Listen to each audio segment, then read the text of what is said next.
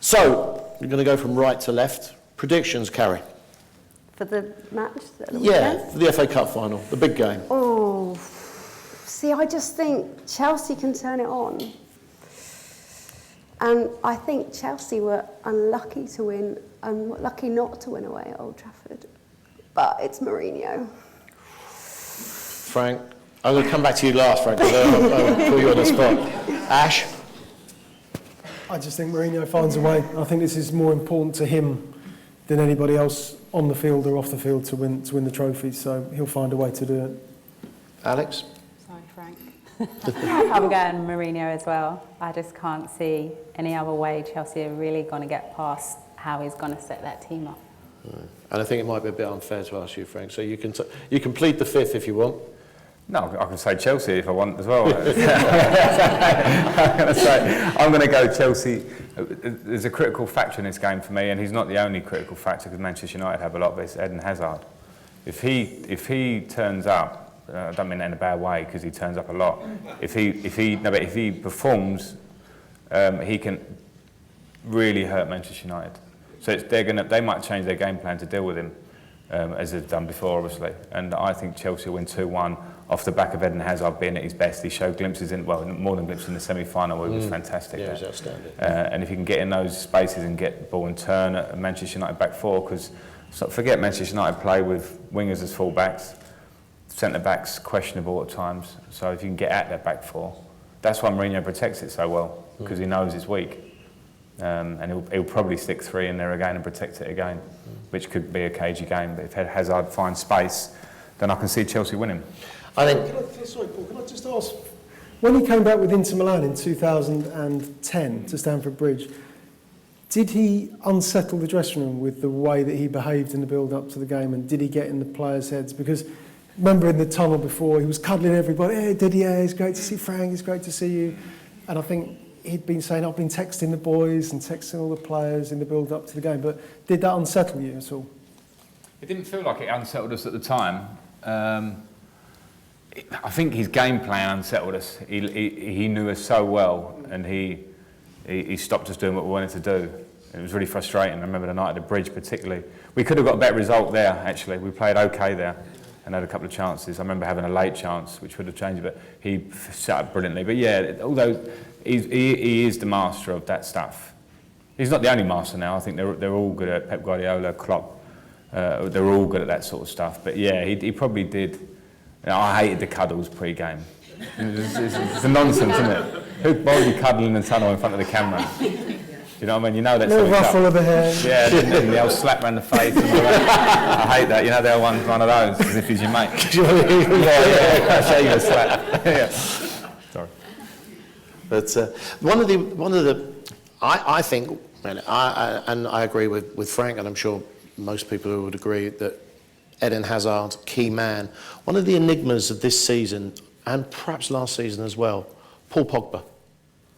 We knew what he was. We knew the reasons why he left Manchester United. We knew that it was a huge move after he'd established himself as, you would say, one of the top 5 or 6 midfielders, certainly, in the world at Juventus. Then he comes back to Manchester United with the price tag, with the emojis, with the dab, with everything. Yet he's not, would you say he's not quite done it yet on the pitch for Manchester United? No, yeah, I think you're absolutely right, he hasn't. He started off well, and then we was all talking about him. You can absolutely see the potential, and players like that really frustrate me. We've had some in the women's game. You can see it, they have absolutely everything, and you're just waiting, and then their career passes them by, and you're just like, geez, really? But it has to come from the player. Only other players can keep telling him so much, the manager can do so much, but the drive has to come from the player to want to be the best, want to achieve things. It has to come from within. So I suppose everyone else, we have spoken about him a lot. The manager's tried in different ways, but other than that, it has to come from the player. Ash, what do you think of Pogba? Well, I just think the top players, what is, when you look at them, what is your signature? What is your stamp? What do you leave on a game? What will your legacy be in your career? And I don't really know what the best thing Paul Pogba does. He's not a goal scorer. He's not. Is it his haircuts? At the moment, is it his haircuts? Do you like his haircuts? No, I don't. I mean, it's more. I'm 51 years old. I don't even like my son's haircut. So. The frustrating thing is I don't mind. talking about more about his haircut and why is he doing this and on social media than we are talking about more of. He was consistent this week, massive performance that week. He showed up this week. We talk about more about the other stuff than actually what he's doing on the field. Yeah, and your football should always come first. I think the other thing there, Alex, as well, his manager doesn't help that situation. Remember when he got dragged? I think he was dragged at Tottenham, wasn't he, earlier in the season when I think they lost at Wembley in the league. Can't quite remember exactly, but he dragged him over and he made a big point of berating him after Tottenham had scored and, you know, pointing, gesticulating, all those things. That was very, very demonstrative. And when you do that, when the world is watching a game as big as that, and it's Manchester United, it's Mourinho, and it's a guy that he spent best part of £90 million on, there's no hiding place from that. And you start then to see the deterioration of the relationship. And now it's purely, it's cordial, it's professional, and that's about it. You won't see him hugging Paul Pogba at the weekend, I don't think. Carrie, I mean, we're talking about Pogba a lot because of what he is as a character, perhaps even more than he is as a player. Do you think Manchester United, though, are buying those players because of what they can actually deliver off the pitch as well as on the pitch? It's one of those grey, is it player versus marketing, is it marketing versus player? I think, look, we all admired Pogba. He had started his career there. He went off. He was playing fantastically well and was a really exciting prospect. When he came back, whether he's been played in the position he wants to be played in, whether that, you just get the sense that Jose Mourinho's way of handling players is not working for him. But it wasn't always that way, because actually, quite interestingly, the game at Stamford Bridge, when actually Man United just couldn't find that connect to actually set up the goals, just couldn't find that creative impetus. And I asked Jose Mourinho about that post-match.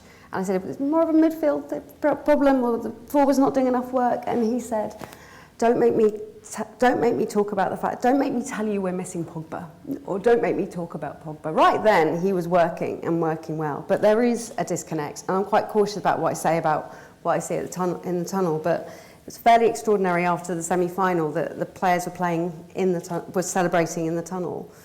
And Pogba was outside and chatting away with Martial and Hugo Lloris. And it was only poignant because Jose walked past and just tracked round like a crab, just looking, just as if to say, get back in the dressing room.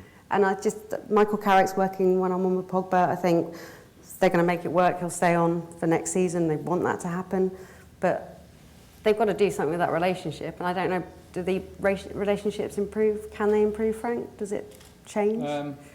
I'm with Mourinho on this one a little bit. Not completely, but just from the outside. I just think, I agree with Alex in terms of, and Neil actually, about, I don't know what Paul Pogba quite is. He makes bad decisions as a midfield player, bad basic decisions, and then he does something really fantastic. And I can imagine that wrecking Jose Mourinho's head, because he's going, well, I want you in my team for that fantastic stuff, but then there's other stuff that's really not good for the team. So Mourinho's only way to deal with it is to, well, what he did, he tried to shock him and embarrass him out of it, and said, well, I'm going to call you out, a few times mid-season. And I'm not sure Pogba got the point. That's my worry. I'm not sure he got the point, because I still see him making those decisions, the slightly bad ones. And you'll see it from from the absolute insight, having played in exactly the same position. Yeah, and Paul Pogba is naturally more talented than I was. I mean, in the box I could get there and I worked hard to score goals, but in terms of attributes, he'd have run all over me. He's got better feet in terms of how he can dribble with it. But there's no point in dribbling in your own half as a midfield player, unless you really have to get out of trouble. So all that kind of flick and roll of the studs and all that stuff looks great. I'm not a big advocate for that. And you see a lot of young players go, oh my God, look at that on YouTube, it's amazing. And I don't like it. And he has delved to that side too much. And I just know that if he was to actually catch the drift of what Mourinho's trying, I feel that he could actually be that player. His numbers are not good enough. Juventus, I think we've built up this kind of thing, this real magical thing that Pogba was amazing at Juventus. I don't know how many of us watch Italian football, if we're honest, not that much of it. And I think he did well there and he progressed. But there's another progression he has to do. And I'm saying this, I've just gone back on what I said, never talk someone down before a big game. He's going to be amazing. but he has that. He could dominate that game. My worry, I'm sitting here thinking about Chelsea. Other than Kante, I'm thinking if they play Fabregas and what they're going to do, I'm worried that Pogba can dominate that midfield. So for all I say there, he's got it in him to do that. But he certainly needs to start doing it. I just look at midfield play and go at the basics and go, why are you not opening it out and playing one touch and getting in the box? You know, because sometimes he takes time. And then I don't see him arriving. And he should be getting 15 goals a season and assists and dominating midfield because he has everything. Listen, I think that's a really great place to leave it. I think you'll agree the panellists have been incredibly honest, great insight. 3 for Manchester United, Frank 2-1 with Eden Hazard getting the winner. I'm going to play to the audience and say Chelsea 1-0. So thank you very much. That's the end of the first half. Please feel free to go and get yourselves a drink. Could I just ask, and I know it's very difficult, but Frank and Alex are here, and I'd just like to say they're donating their fees to charity tonight. So Frank is for the Matthew Harding Foundation. Frank is donating his to the Matthew Harding Foundation. I know that will be something very close to a lot of Chelsea hearts. Alex is donating hers to Millwall Lionesses, who are in danger of going out of business.